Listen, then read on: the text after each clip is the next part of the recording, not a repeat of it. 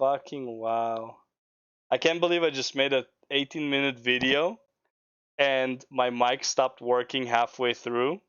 So like about 10 minutes of it or more was like it was literally just me talking. Just me talking, and there was like nothing. My mic was off. Oh, fuck off. Fuck off.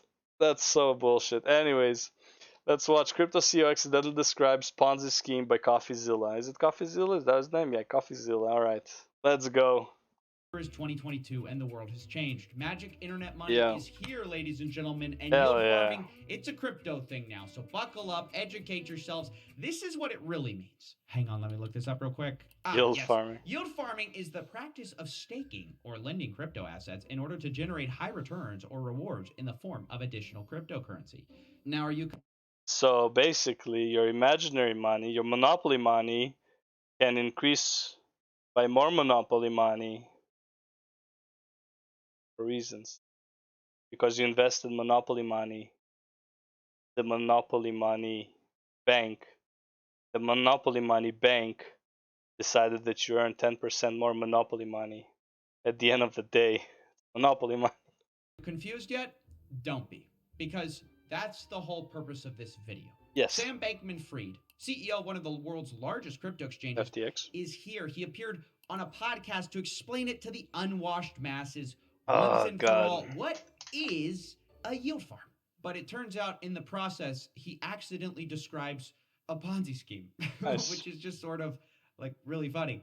Because his one job in situations like this, talking to non-crypto people, is to reassure them this isn't a Ponzi scheme, guys. And instead, just right out of the gate, off rip, he's like, yeah, we just kind of keep putting money into this thing and it just, price goes up. Now, as a disclaimer, not all yield farming is a Ponzi scheme. People have been lending money forever, and that's technically yield farming. That's not a Ponzi scheme. Now, on the other hand, the point of this video is that what this billionaire crypto CEO is about to describe, that is definitely a Ponzi scheme. So let's just check it out. A surprising amount of legitimacy for what farming.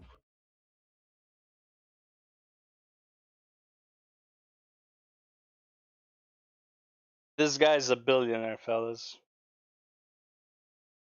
Whenever you watch a movie and you see billionaires and they wear like massive, like nice suits, drive nice cars and all that stuff, remember, this guy's a millionaire.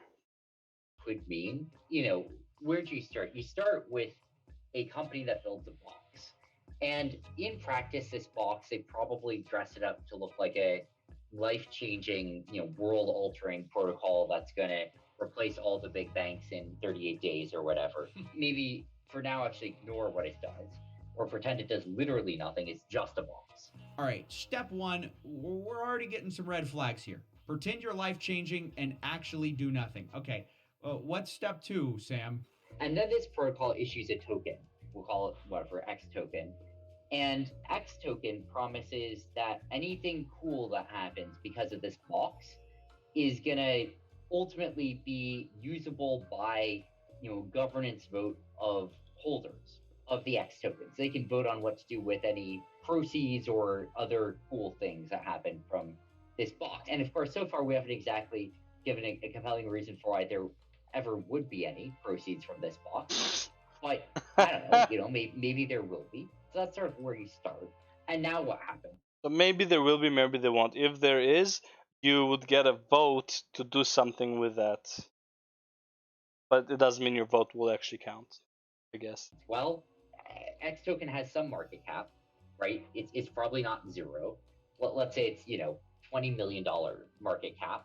Okay, step two, make a $20 million market cap from nothing. For nothing. No big deal, guys. It's empty crypto. bucks. Now, the interviewer, this guy, Matt Levine, sort of picks up on the insanity of this. He's like this serious investment banker guy, you have to imagine.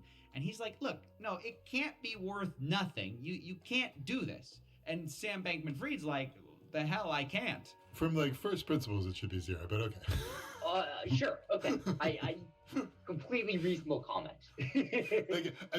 That's not quite true, but when you describe it in this totally cynical way, it sounds like it should be zero. But go on. Describe it this way: you might think, for instance, that in like 5 minutes with an internet connection, you could create such a box and such a token and that it should reflect like, People you know, it should be worth like $180 or something market cap for like that, you know, that effort that you put into it. In the world that we're in, if you do this, everyone's going to be like, ooh, Box token.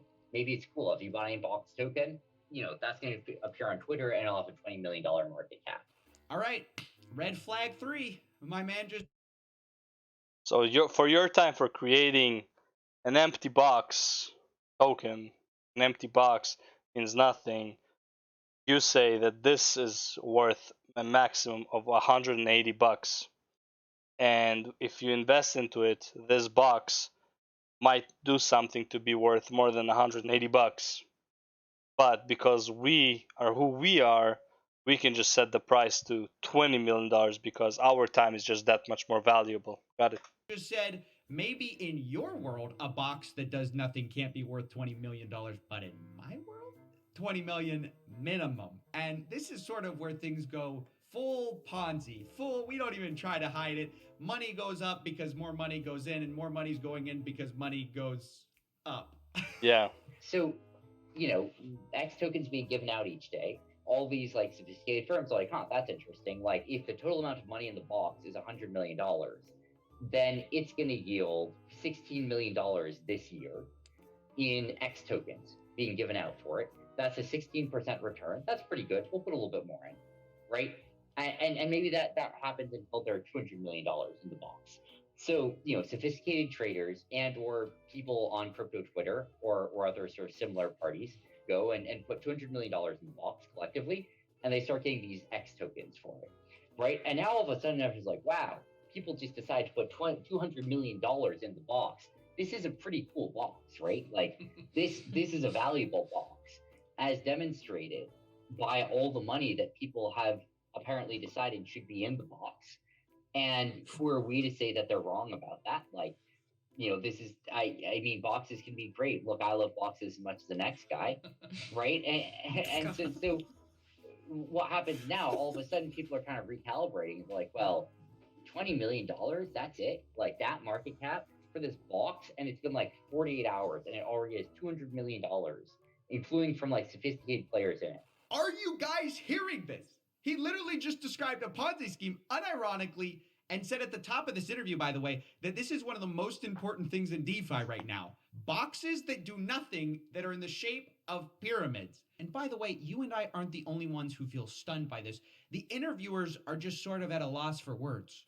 I think of myself as like a fairly cynical person, and Yep. that was so much more cynical Yeah, than I had the how same I would have thought. described farming. Like, you're just like, well, I'm in the Ponzi business and it's pretty At good. no point did any of this require any sort of like economic case. It's just like other people Right. put money in the box, and so I'm going to too, and then it's more valuable, so I'm going to put more money in. And at no point in the cycle did it seem to like describe any sort of like economic purpose. Now, it was at this point in the interview where I thought, okay, finally some sensible people in the room. Clearly, Sam just got called out for pitching Ponzi schemes. He's now going to backtrack, right?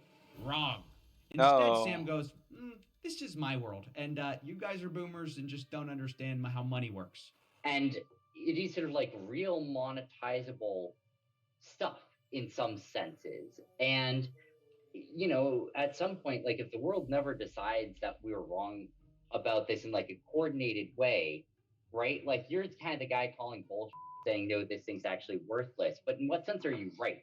You could see something get market cap in the way that, I don't know, Dogecoin or Shibcoin. I mean, I understand what he's saying. It's like the guy who, I think it was a rumor, I don't know if it actually happened, a guy who bought a famous artist's painting, which was basically a white fucking board with no painting on it.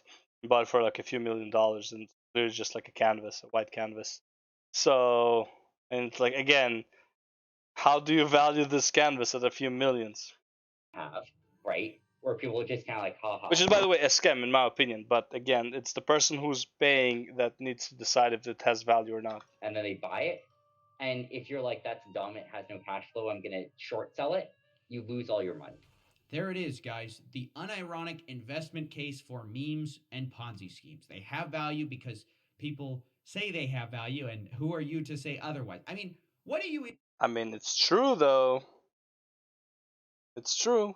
Certain brands have value because people say they have value, not because of the materials they use. Even say to this? Because on the one hand, this is insane and breaks all monetary theory. On the other hand, that guy has $1 billion, Yep. multiple billions, and I have multiple thousands.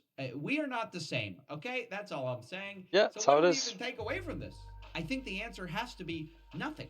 I hope you guys learned nothing. There is no good lesson here. But only maybe a few chuckles and laughs at the inevitable decline of our society into pure Ponzi-nomics. If you want to watch the rest of this debate, relitigating whether Ponzi schemes are actually a great idea, But that's all it is, I'm going to right? link the full thing down below in Like, okay, for example, okay, let him finish. Thanks for watching. That's it. Pump the stock. It's probably a Ponzi scheme, but hey, Sam said it was okay. See ya. Okay, so for example,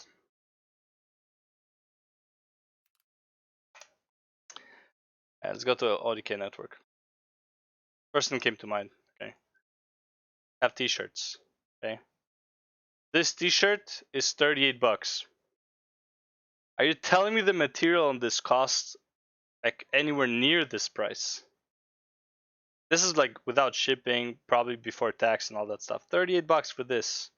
You fucking kidding me? It's a fucking t-shirt. Probably doesn't even fit right. Maybe it has good quality, but it's 38 bucks. What you're paying for is the brand. What is a brand? A brand is nothing. A brand is whatever you value it at. The only difference is they value it at 38 minus whatever it cost them to make it. That's the value of the brand. He values his box that he put 5 minutes into making at 20 million. That's all it is. All the brandings, this is all it is. Technically, you can use the same logic to say these are all Ponzi schemes, bro. A pair of socks for $16,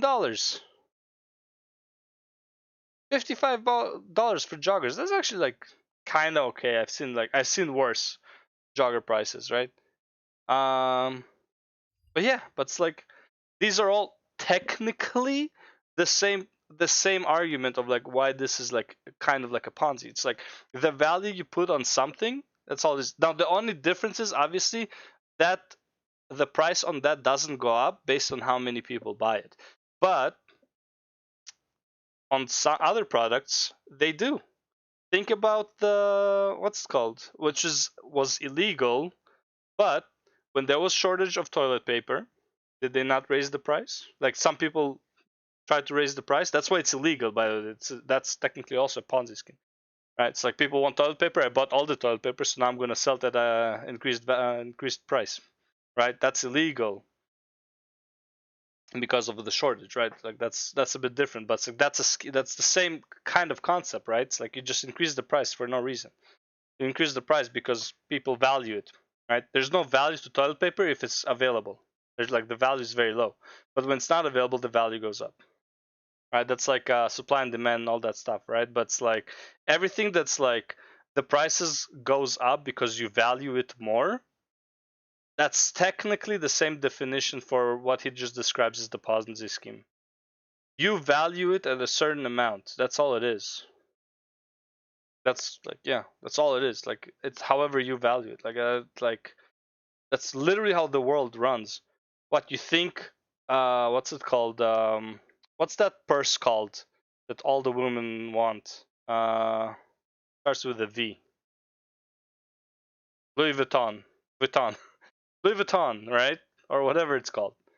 Those are very expensive bags. Why? The material is not that good. Why is Lululemon so expensive? The material is not that price. It's the branding. That's all it is. Why is Gymshark so expensive? It's the branding, right? What is a brand overall? It's whatever value they feel like they deserve. It's how it is, right? You don't necessarily pay for quality, right? You pay for a brand. That's it. Like the quality means jack shit. So, yeah, that's my thought on that. Let's play some Final Fantasy.